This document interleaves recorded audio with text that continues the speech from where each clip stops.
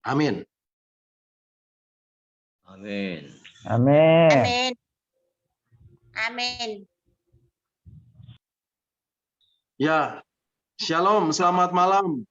Shalom, Pak Stefanus. Ya, selamat malam Bapak Ibu yang hadir di dalam Zoom meeting Evangelist pada malam hari ini. Dan juga teman-teman yang sedang mendengarkannya dan mengikutinya lewat live streaming melalui Facebook. Selamat malam. Puji nama Tuhan Bapak Ibu, malam hari ini kita masih diberi kesempatan untuk bergabung di dalam Zoom meeting ini. Dan saya percaya inilah yang Bapak Ibu, Saudara dan saya rindukan. Yaitu datang, mencari dan masuk di dalam hadirat Tuhan. Dan kehadiran, hadirat Tuhan, hadirnya Tuhan itulah yang akan memberkati kita. Dan mengurapi kita. Dan urapan itu akan terus mengalir setiap hari di dalam hidup kita. Untuk kita hidup sesuai dengan rencananya. Dan melakukan kehendaknya. Bapak Ibu, saya percaya ketika kita tadi menaikkan pujian, meninggikan namanya, mengagungkan Dia, memuliakan Tuhan. Tuhan hadir di tengah-tengah umat, dimanapun Bapak Ibu berada. Baik itu di rumah, baik itu di tempat kerjaan, di kantor, di perjalanan. Dan hadirat Tuhan itu akan memenuhi jiwa dan hati Bapak Ibu. Dan akan memberikan kita damai, sejahtera, dan sukacita yang melimpah. Dan saya juga percaya kita semua punya kerinduan untuk boleh mendengarkan bagian-bagian firman Tuhan yang akan saya sampaikan, yang akan saya bagikan. Supaya kita menjadi orang-orang yang bertumbuh di dalam pengenalan kita akan Tuhan, akan pribadinya. Dan semakin hari kita boleh semakin intim dengan Tuhan. Untuk menjadi serupa seperti Yesus. Dan sempurna seperti Bapa yang adalah sempurna. Nah Bapak Ibu, malam hari ini kita akan kembali merenungkan bagian-bagian firman Tuhan tentang arti kehadiran Tuhan. Bagian yang ke-16. Nah bagi Bapak Ibu yang rindu untuk mendengarkan bagian-bagian firman Tuhan tentang arti kehadiran Tuhan bagian pertama sampai ke-15. Yang sudah saya sampaikan ini, Bapak Ibu bisa mendengarkannya kembali melalui link Facebook yang sudah Pak Hen share melalui WhatsApp Discipleship at Zoom. Nah, Bapak Ibu, malam hari ini kita akan kembali melanjutkan dan merenungkan kembali bagian-bagian firman Tuhan. Dan malam hari ini saya beri tema harga dari pengurapan. Bapak Ibu, yang utama setelah menghadirkan Tuhan di dalam hidup ini adalah tinggal tetap di dalam hadirat Tuhan. Kehadirannya, hadirnya Tuhan haruslah selalu memenuhi hidup Bapak Ibu, Saudara dan saya. Dan Bapak Ibu akan mendapatkan dan memperoleh pengurapan dari Tuhan. Bapak Ibu, apa saja yang harus kita perhatikan agar kita memperoleh pengurapan Tuhan? Tentunya ada harga yang harus dibayar. Apa yang dimaksud dengan harga dari sebuah pengurapan? Nah, Bapak Ibu, ada 3 hal yang harus kita perhatikan di sini. Yang pertama adalah kematian daging. Ini sesuatu yang mutlak. Dan sebagai orang Kristen, sebagai anak-anak Tuhan, sebagai orang-orang percaya, sebagai murid-murid Kristus yang sudah menjadi ciptaan yang baru, seperti yang ada tertulis dalam surat 2 Korintus pasal 5 ayat 17. 2 Korintus 5 ayat 17 di sini mengatakan, mungkin bisa ditampilkan Pak Hed. 2 Korintus 5 ayat 17 mengatakan, jadi siapa yang ada di dalam Kristus, ia adalah ciptaan yang baru. Yang lama sudah berlalu. Sesungguhnya yang baru sudah datang. Nah Bapak Ibu, sebelum kita menjadi ciptaan baru, hidup kita ini penuh dengan dosa. Dan ini adalah kodrat dari manusia yang disebut dengan sinful nature. Tetapi Bapak Ibu, setelah kita menerima anugerah keselamatan melalui Yesus, maka selanjutnya kita harus hidup sebagai manusia baru. Dan ini mutlak dan tidak ada jalan lain. Inilah yang dimaksud dengan kematian daging. Dan Bapak Ibu harus hidup sebagai manusia baru ini dan menjadi manusia baru. Bapak Ibu, apa itu manusia baru? Nah, mari kita akan membacanya di dalam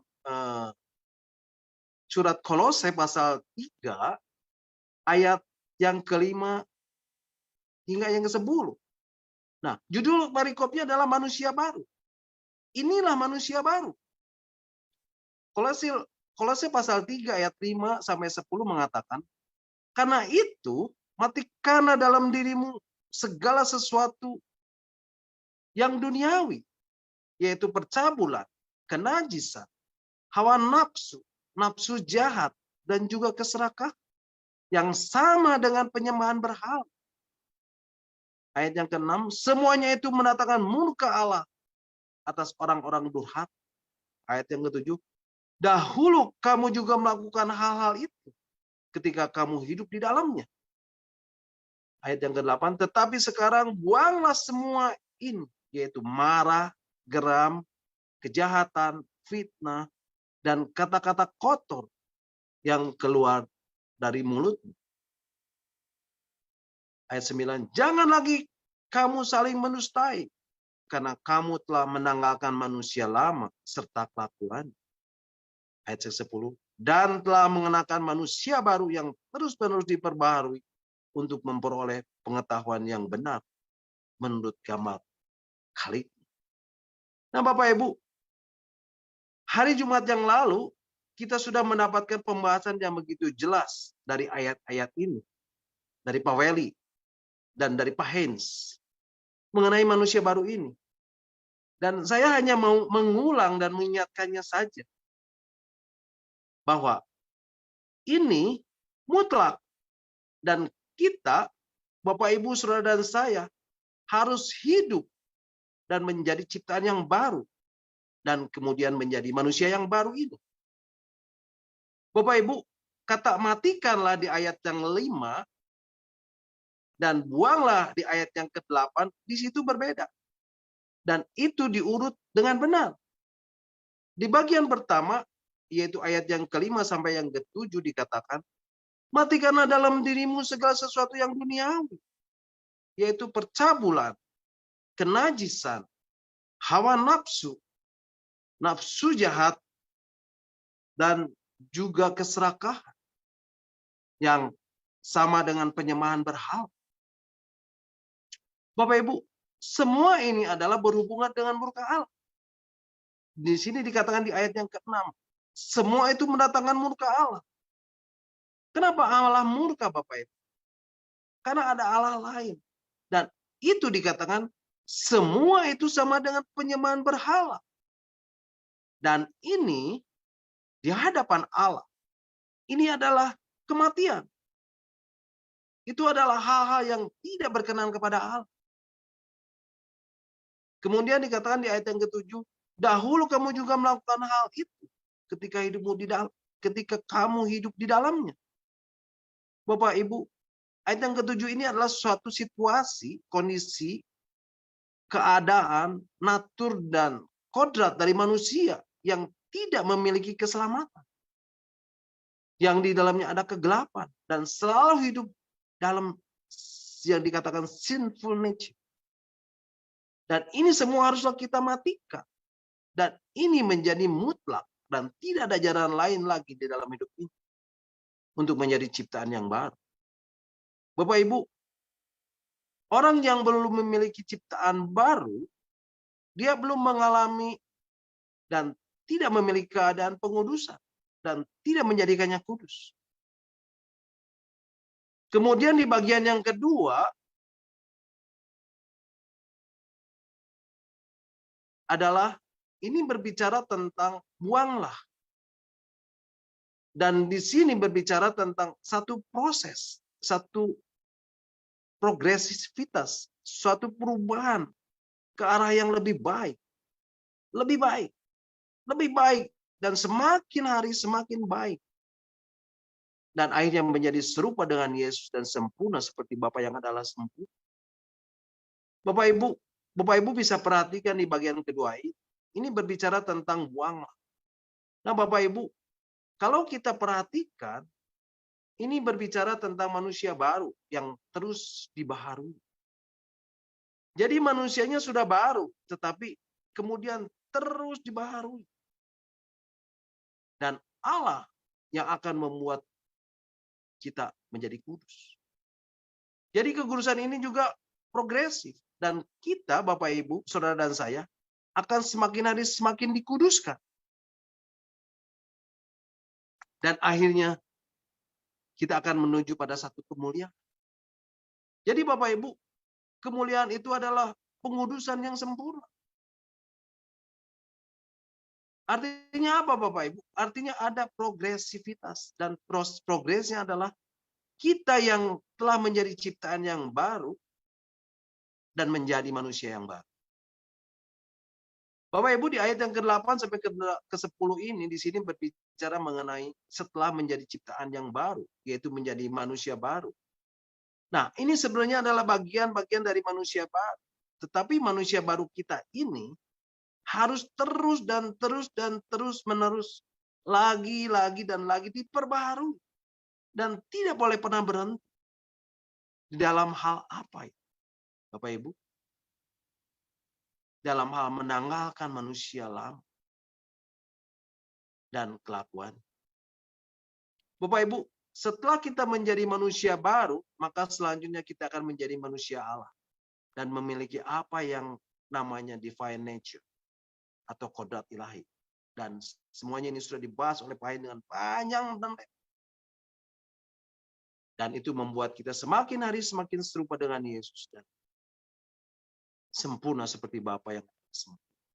Bapak Ibu, kematian daging inilah yang akan membuat kita mendapatkan pengurapan. Terus dan terus. Diurapi lagi dan lagi. Kemudian yang kedua, Bapak Ibu, penyerahan hak. Nah, Bapak Ibu, apa itu penyerahan hak? Penyerahan hak itu artinya bukan untuk dilayani, tetapi untuk melayani. Dan bicara tentang penyerahan hak ini selalu berhubungan dan berkaitan dengan kepemilikan. Jadi yang menjadi prinsipnya adalah kepemilikan. Dan sasarannya adalah penyerahan hak. Nah Bapak Ibu, di dalam Injil Matius pasal yang ke-11, ayat yang ke-28 dan 29 dikatakan, Injil Matius pasal yang ke-11, ayat yang ke-28 dan ke-29 mengatakan, ayat yang ke-28, marilah kepadaku, semua yang letih lesu dan berbeban berat.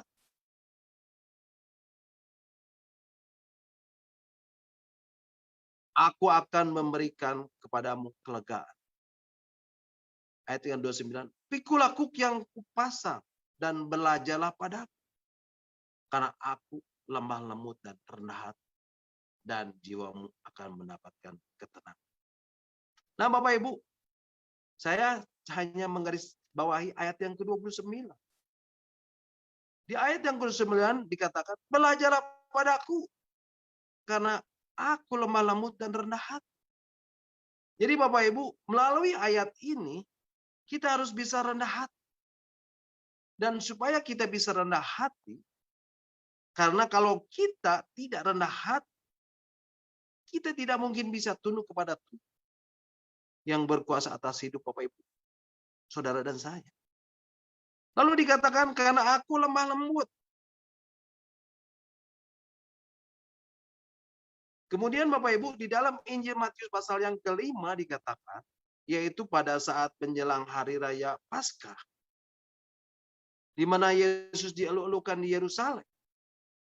Dan ini dikatakan di dalam Injil Matius pasal 21 ayat yang ke-5. Mari Bapak Ibu, kita akan membacanya. Injil Matius pasal 21 ayat yang ke-5 mengatakan, katakanlah kepada putri Sion, lihat, rajamu datang kepadamu. Ia lemah lembut dan mengendarai seekor keledai. Seekor keledai beban yang mudah. Nah, Bapak Ibu di sini dikatakan Yesus adalah seorang raja yang lemah lembut dan mengendarai seekor keledai. Dan ini tidak seperti biasanya. Raja-raja lain yang mengendarai kuda, pilihan yang enggak. Tapi Bapak Ibu, Alkitab mencatat nanti pada saat dia datang kembali, dan dia akan mengendarai seekor kuda dan dengan tongkat dan gada di tangannya. Bapak Ibu, malam hari ini kita akan belajar dari Yesus yang adalah raja yang lemah lembut. Apa yang dimaksud dengan lemah lembut? Atau siapa yang dimaksud dengan orang yang lemah lembut? Orang yang lemah lembut adalah orang yang tidak mempertahankan haknya. Bapak Ibu tahu nggak? Kenapa ada orang yang suka marah? Suka kecewa? Suka pahit di dalam hidupnya? Itu artinya Bapak Ibu punya hak atas orang lain dan orang lain itu tidak taat sama Bapak Ibu. Sehingga timbullah marah, kecewa, kepahitan. Jadi sebenarnya yang harus kita tahu adalah bahwa semua kekecewaan Bapak Ibu, semua kemarahan Bapak Ibu, semua kepahitan Bapak Ibu, dan akar dari semua itu hanya satu. Karena mempertahankan hak Bapak Ibu. Bapak Ibu, di dalam Injil Matius pasal yang ke-10 ayat ke-39, Bapak Ibu bisa belajar dari Yesus mengenai gaya hidup yang tidak memperhatikan hak. Mari Bapak Ibu, kita akan membacanya. Injil Matius pasal yang ke-10 ayat yang ke-39 mengatakan, barang siapa mempertahankan nyawanya, ia akan kehilangan nyawanya. Dan barang siapa kehilangan nyawanya karena aku, ia akan memperolehnya. Bapak Ibu, ini prinsip. Dikatakan, barang siapa mempertahankan, maka ia akan kehilangan. Dan barang siapa tidak mempertahankannya, akan mendapatkan. Karena semakin dipertahankan, dia semakin kehilangan. Ingat Bapak Ibu, prinsipnya adalah prinsip kepemilikan. Dan kadang-kadang di dalam hidup ini, semua yang kita miliki adalah kepunyaan kita. Tapi Bapak Ibu, malam hari ini ketika Bapak Ibu mendengarkan dan kalau kita pertahankan ini semua, justru akan kehilangan. Tapi Yesus mengajarkan bahwa barang siapa tidak mempertahankan, justru ia mendapatkannya. Yesus itu raja di atas segala raja. Tetapi dia tidak mempertahankan apa yang dia miliki. Tetapi kadang-kadang kita manusia melebihi Yesus. Mempertahankan apa yang kita miliki.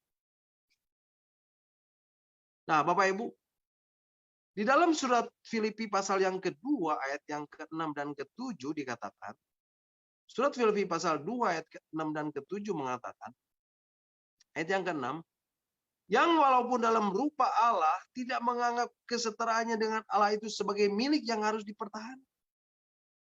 Melainkan telah mengosongkan dirinya sendiri dan mengambil rupa seorang hamba. Dan menjadi sama dengan manusia. Bapak Ibu, di sini dikatakan Yesus mengosongkan dirinya. Dan dia tinggalkan semua atribut kealahannya. Dan mengambil rupa menjadi seorang hamba. Yesus tidak mempertahankan semuanya ini. Dia serahkan semuanya. Semua hak-haknya. Hak untuk disembah. Hak untuk dipuja. Dan sebagainya dan sebagainya.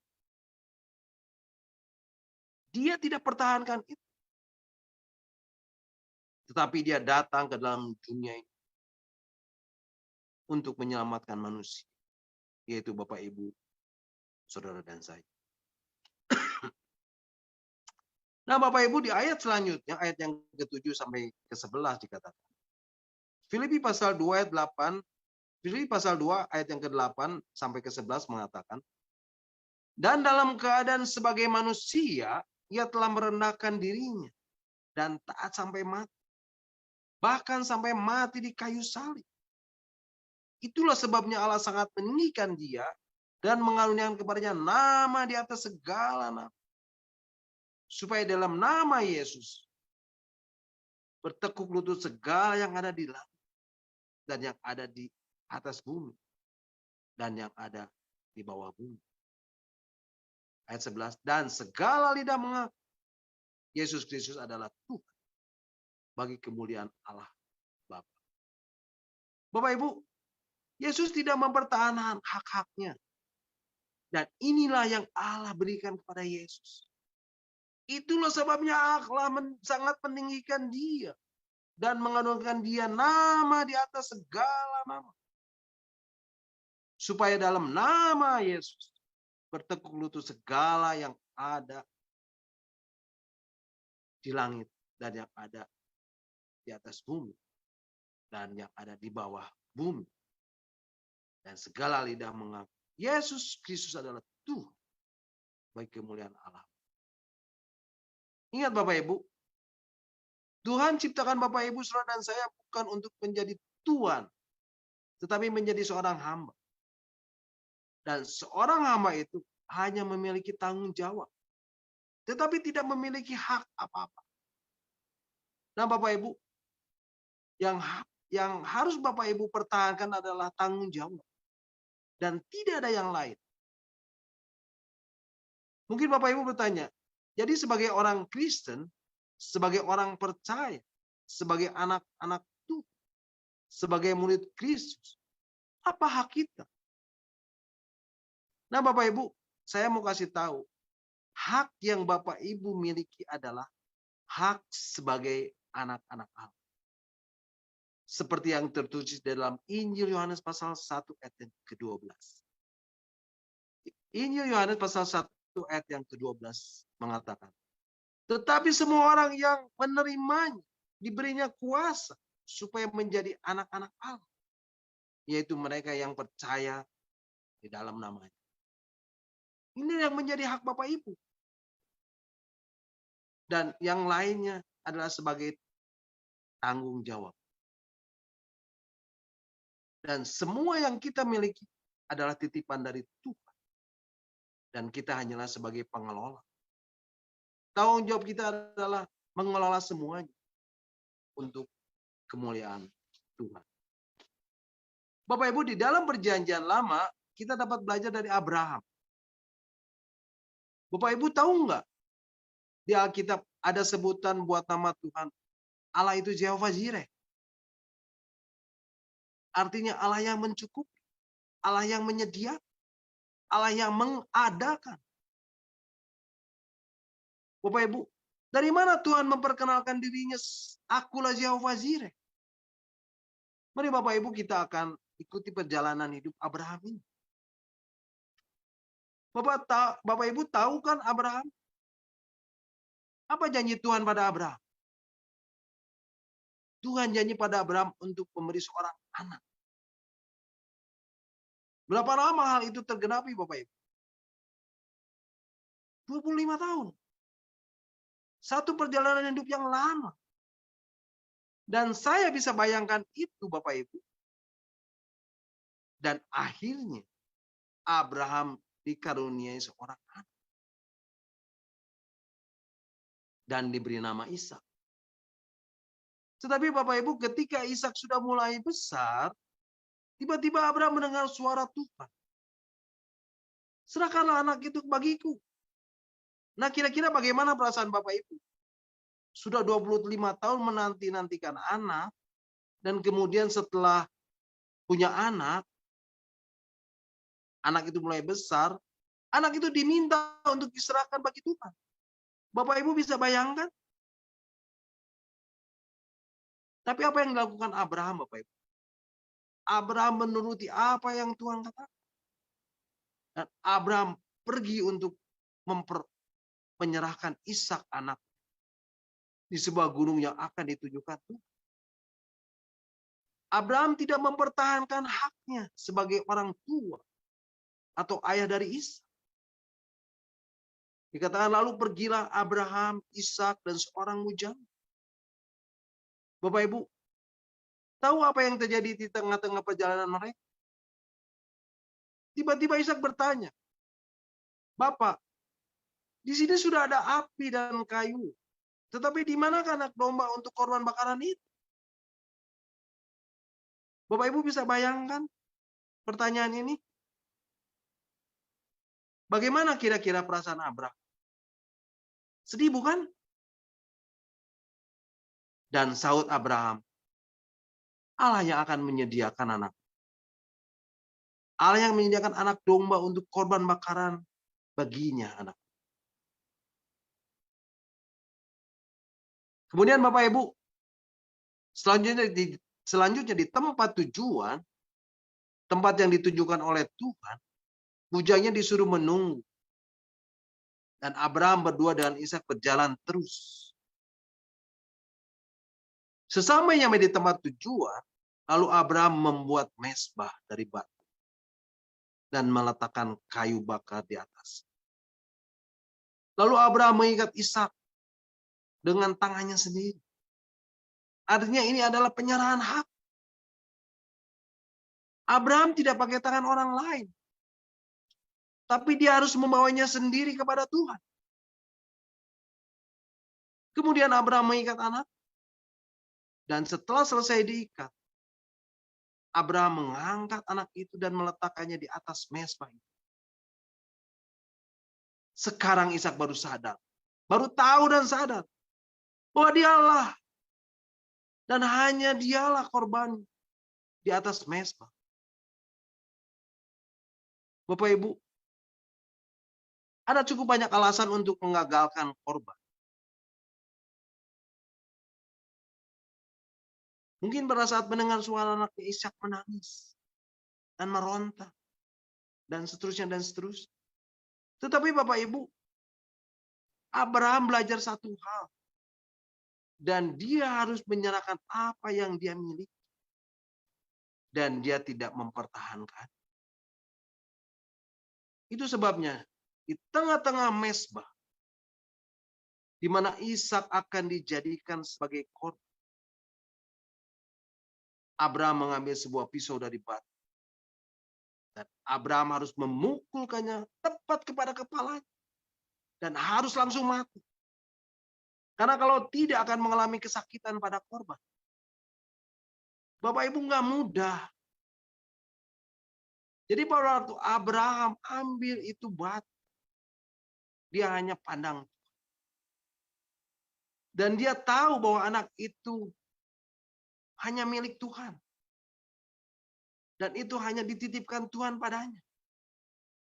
Abraham tidak punya hak apa-apa.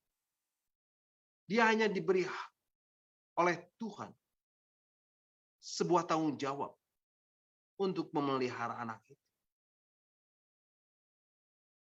Tetapi dia tidak punya hak untuk memilikinya. Dengan sadar, Abraham mulai ambil pisau batunya. Dan dia akan hujamkan sekuat apa yang dia bisa hujam. Tetapi Bapak Ibu, sebelum dia menghujamkan pisaunya kepada Ishak, Tuhan mulai menahan. Dan Tuhan berkata, aku tahu sekarang hatimu itu seperti apa. Bapak Ibu, benar tidak? Apa yang tidak dipertahankan, dia mendapatkannya kembali. Dan setelah itu Bapak Ibu, Tuhan berkata, akulah Jehovah Jireh. Akulah yang menghadap, akulah yang menyediakan. Lalu Abraham menoleh dan melihat seekor domba jantan di belakang. Dan di samping itu Tuhan menyediakan domba. Bapak Ibu, Di atas gunung itu ada domba.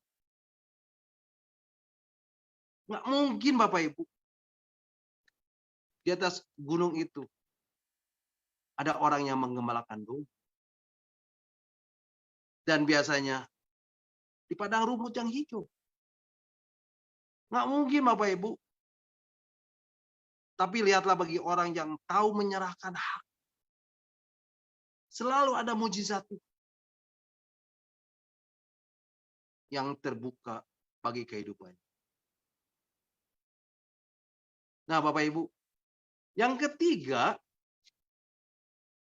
yang terakhir, adalah kedekatan dengan Tuhan. Ingat Bapak Ibu, meluangkan waktu dengan Tuhan haruslah menjadi prioritas. Dan Bapak Ibu harus dengan sengaja menyediakan waktu bersama-sama dengan Tuhan.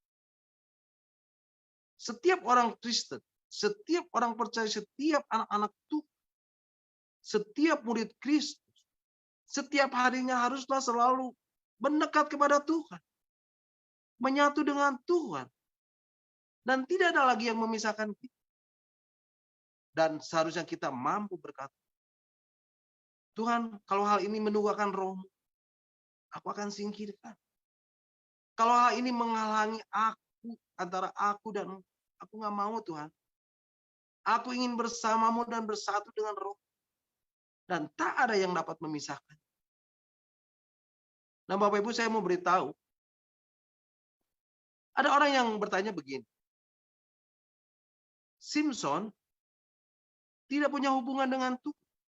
Mengapa dia bisa luar biasa orang?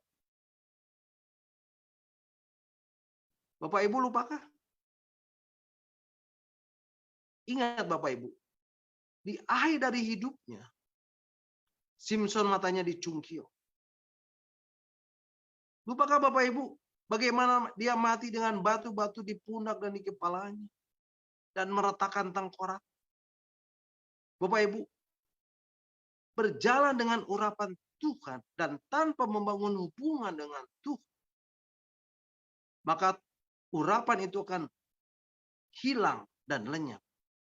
Mulai dari hitungan 10, 9, 8, 7, 6, 5, 4, 3, 2, 1. Bam, jatuh. Tetapi Bapak Ibu, berjalan di dalam hadirat Tuhan, masuk dalam hadirat, masuk dan mencari kehadiran, masuk dan mencari hadirnya Tuhan, maka urapan itu akan mengejar Bapak Ibu, saudara dan saya. Jadi Bapak Ibu, tugas Bapak Ibu, saudara dan saya setiap hari adalah matikan daging, serahkanlah hak, dan mendekatlah selalu kepada Tuhan. Firman Tuhan katakan, mendekatlah kepadaku, maka aku akan mendekat kepadamu. Tahirkanlah tanganmu, kamu orang yang berdosa dan yang mendua hati. Nah Bapak Ibu, saya mohon Bapak Ibu tanamkan 3 hal tentang kehadiran, tentang hadirat Tuhan, tentang hadirnya Tuhan ini di dalam hidup. Dan lakukanlah di dalam kehidupan Bapak Ibu, saudara dan saya setiap hari. Selama kita masih ada kesempatan dan memiliki kesempatan untuk kita bisa hidup di dalam dunia ini. Amin, puji Tuhan. Tuhan Yesus memberkati. Mungkin sampai di sini renungan kita malam hari ini. Silakan Bapak Ibu kalau ada yang mau menambahkan atau ada yang mau bertanya, nanti Pak Hen